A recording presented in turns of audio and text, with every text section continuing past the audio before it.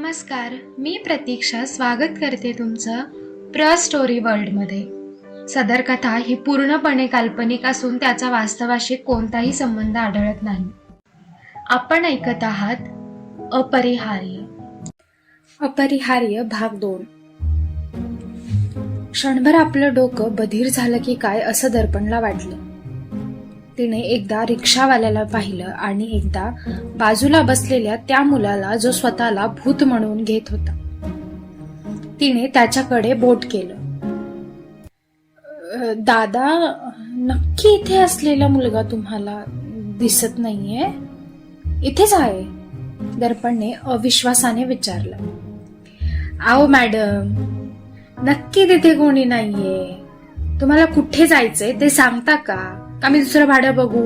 उगाच सकाळी सकाळी धंद्याची खोटी करू नका, रिक्षावाला वैतागत म्हणाला. 4th रोड, दर्पण थोडीशी अवघडून म्हणाली. ठीक आहे, रिक्षावाला म्हणाला आणि त्याने रिक्षा सुरू केली. दर्पण अजूनही विचित्रपणे त्या मुलाला पाहत होती जो बाहेर पाहत होता. तिने मोबाईल काढला आणि त्यात पाहू लागली. तिच्या डोक्यात नाही ते विचार येऊन गेले होते ह्या काही वेळात. झोप न झाल्यामुळे होतंय का मला हे? तिने मनातच स्वतःला प्रश्न केला. नाही हो डॉक्टर राव, मी खरंच आहे इथे, हा भास नाहीये तुमचा, तो दर्पणला पाहून म्हणाला. दर्पणने उत्तर द्यायला तोंड तर उघडलं, पण ती पुढे काही म्हणाली नाही. तिने रिक्षावाल्याला पाहिलं आणि गप्प बसली. तिने कानात हेडफोन्स घातले आणि डोळे बंद करून रिक्षाला टेकून बसली. मॅडम, 4th रोड, रिक्षावाला म्हणाला तसे दर्पणचे डोळे उघडले. हो म्हणत तिने बाजूला पाहिलं तर तिथे कोणीच नव्हतं. ती रिक्षामधून उतरली आणि तिने पाकिटातून पैसे काढून रिक्षावाल्याला दिले. तिने परत एकदा रिक्षामध्ये पाहिलं पण तिथे कोणीच नव्हतं. खरंच हा भास होता. स्वतःशी पुटपुटत ती मागे वळाली आणि जोरात दचकली. हळू की, एवढा काय झालं दचकायला? तो मुलगा हसत म्हणाला. नाही हा भास आहे. नाही हा भास आहे, दर्पण स्वतःला समजावत म्हणाली आणि पुढे चालू लागली. नाही हो डॉक्टर राव, मी तुमचा भास नाहीये, तो तिच्या मागे चालत म्हणाला. ती त्याच्याकडे पूर्ण दुर्लक्ष करत सोसायटीच्या गेटमधून आत आली. तिने रजिस्टरमध्ये एंट्री केली आणि ती सरळ वर यायला निघाली. एकटी असल्याने तिने एक फ्लॅट भाड्याने घेतला होता. तिला एकटीलाच राहायची सवय जास्त होती, त्यामुळे पीजी किंवा हॉस्टेलमध्ये राहण्यापेक्षा तिने एकटीने राहणं पसंत केलं होतं. ती लिफ्टमध्ये आली आणि 7व्या मजल्याच्या नंबरचं बटन दाबलं. लिफ्टमध्ये सुद्धा तिने 1 ते 2 वेळा मागे वळून पाहिलं की इथे सुद्धा तो नाही ना. लिफ्टचा दरवाजा उघडला आणि ती बाहेर आली. बाहेर पॅसेजमध्ये सुद्धा कोणी नव्हतं. तिने मोठा श्वास घेऊन सोडला. फ्लॅटचा दरवाजा उघडून ती आत आली. बुटं काढून ती आत आली आणि तिने समोर पाहिलं, गादी तशीच पडलेली होती. ती एवढी दमलेली होती की आत्ता जाऊन झोपावं असं तिला वाटत होतं. पण बाकी कामं सुद्धा होती.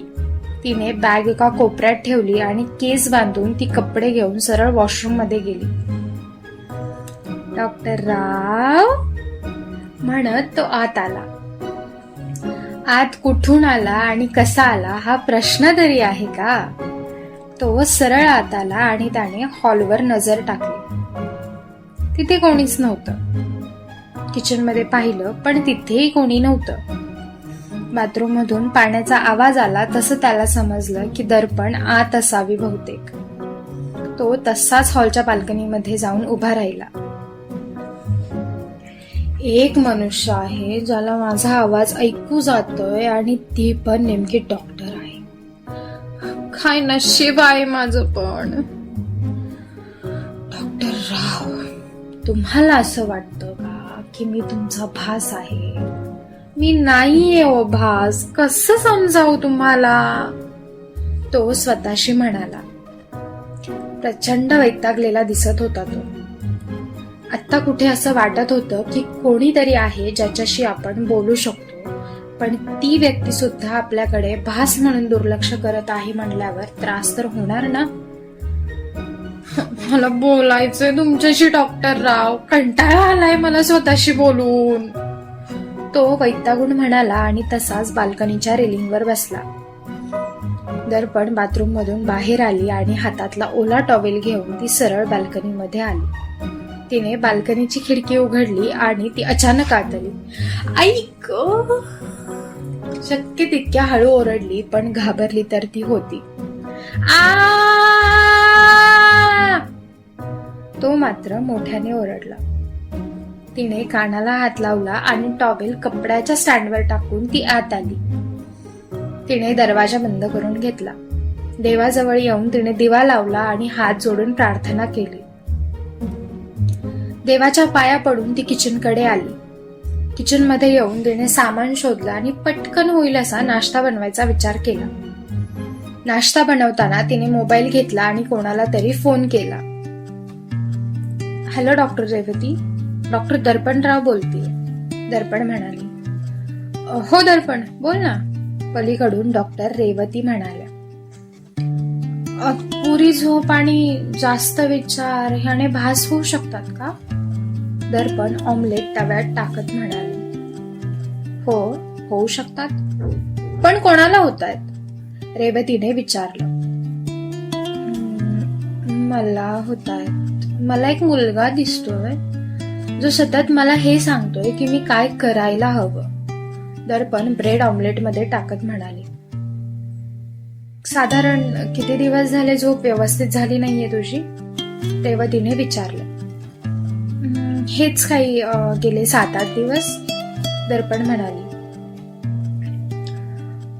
तुला तुझ्या कामाचा ताण असल्यामुळे असं होतंय. हे नॉर्मल तर नाहीये, पण तरी बघ, जास्त वाटलं तर येऊन जा एकदा माझ्याकडे, रेवती म्हणाली. ठीक आहे, थँक्स, दर्पण म्हणाली आणि तिने फोन ठेवला. तुम्ही मानसोपचार तज्ञांना फोन केला होता? कशासाठी? अहो तुम्हाला वेळ नाही लागलाय डॉक्टर राव, तो किचन मध्ये येत म्हणाला. बर, ती त्याला न पाहून म्हणाली. ऐका तर. दर्पण किचन मधून बाहेर आली होती. तिने वेळ पाहिली आणि नाश्ता करायला घेतला. तिला हे सगळं नॉर्मल वाटत होतं.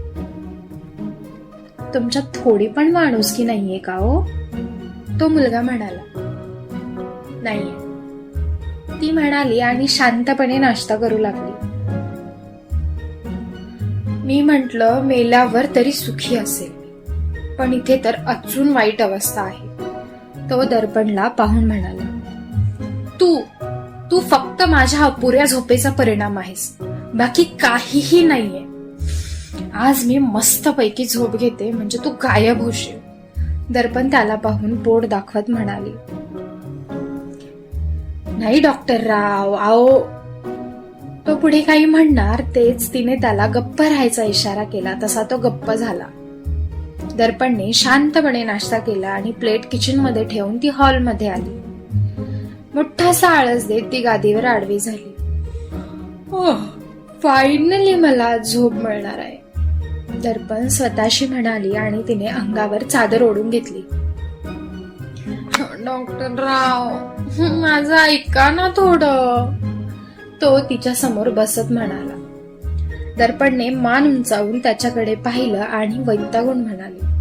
हे बघ, मला माहिती आहे की गेले काही दिवस मी झोपले नाहीये, त्यामुळे तुला त्रास झाला आणि तुला यावं लागलं, पण मी आता झोपते ना. तू गप्प बसला तर मी झोपेल ना. चालता हो बरं इथून, ती वैतागून म्हणाली. तुम्ही उठल्यावर पण मी इथेच असणार आहे डॉक्टर राव, तो उठत म्हणाला. बघू दे, आपण सध्या तरी खड्ड्यात जा आणि मला झोपू दे प्लीज, दर्पण तोंडावर असलेल्या चादरी अडून बोलत म्हणाली. डॉक्टर राव, बघाच आता तुम्ही, तो तिला पाहून वैतागून म्हणाला आणि तिथेच बसून राहिला. दर्पण मात्र पडल्या पडल्या झोपी गेली होती. बऱ्याच दिवसांची अपुरी झोप घेऊन ती फिरत होती. तो मात्र तिच्या उशाला बसून तिची उठायची वाट पाहत होता. कधी तिच्या उशाला बसायचा, तर कधी तिच्या पायथ्याला, तर कधी बाजूला. आता ती उठल्यावर काय होणार होतं देव जाणे. नक्की हा तिचा भास होता की तो खरं बोलत होता, हे तर आता तिची झोप झाल्यावरच कळेल. काय वाटतं मग, भास असेल का हा दर्पणचा?